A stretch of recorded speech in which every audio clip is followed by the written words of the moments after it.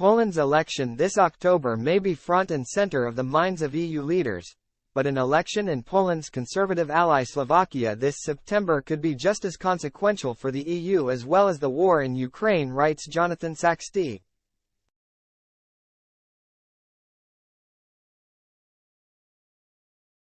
If polls are right, the Slovakian election is set to see the return of Robert Fico and his Smer party.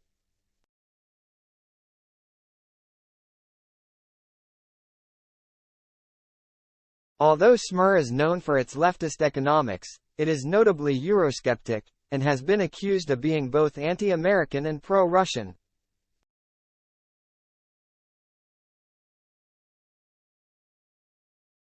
Former PM of Slovakia, Fico has promised, "We will not send a single bullet to Ukraine."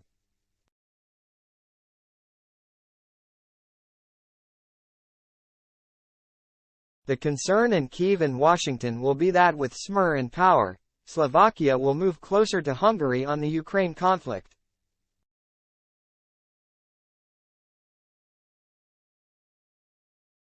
Although allied with fellow conservative nationalist Poland, Hungarian PM Viktor Orbán has been notably more nuanced on the war than his friends in Warsaw.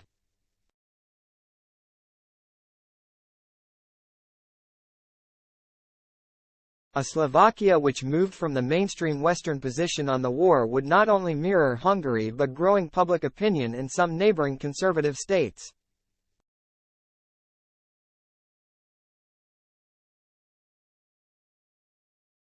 A Fico victory would likely encourage Orbán as much as it could undermine Slovakia's support for Ukraine.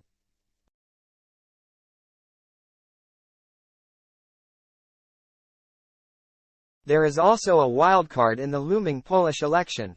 If the ruling United Right Alliance needs the even more Eurosceptic and nationalist confederation to form a government, this could also have an impact on Polish support for Ukraine.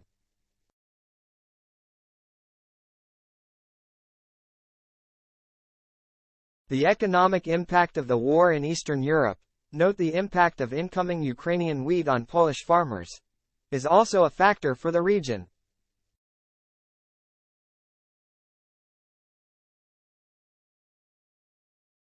Although EU states in Central and Eastern Europe, chiefly Poland and the Baltic states, have generally swung behind Ukraine, there is a deeper issue at play.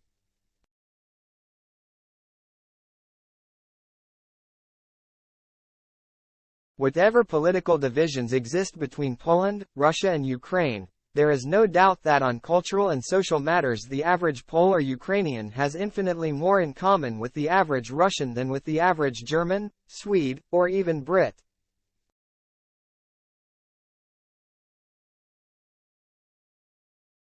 This isn't to say people in Central and Eastern Europe back the Kremlin. That said, most people in the region do not want to end up like Western Europe and the United States, and this is feeding into popular sentiment.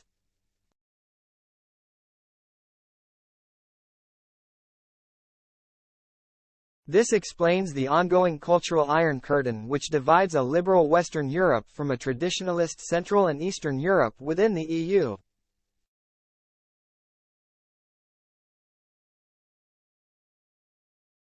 Central and Eastern European EU states might be in the bloc, but they are moving further from the EU mainstream on issues like immigration, LGBT rights, and political correctness, while Euroscepticism is becoming more entrenched as a consequence.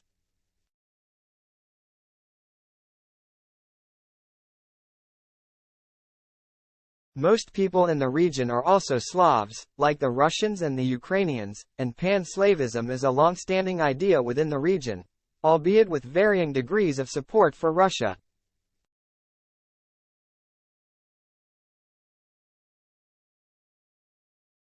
That said, being East Slavs, and Eastern Orthodox Christians, hasn't stopped Russians and Ukrainians fighting each other.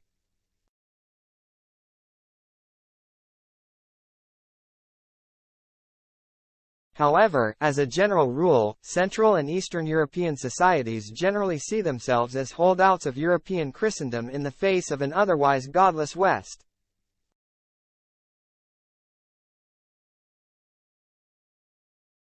An upset in Slovakia is unlikely to destroy relations with conservative allies the Czech Republic and Poland, chiefly because Euroscepticism and common social values remain enough to keep their alliance together.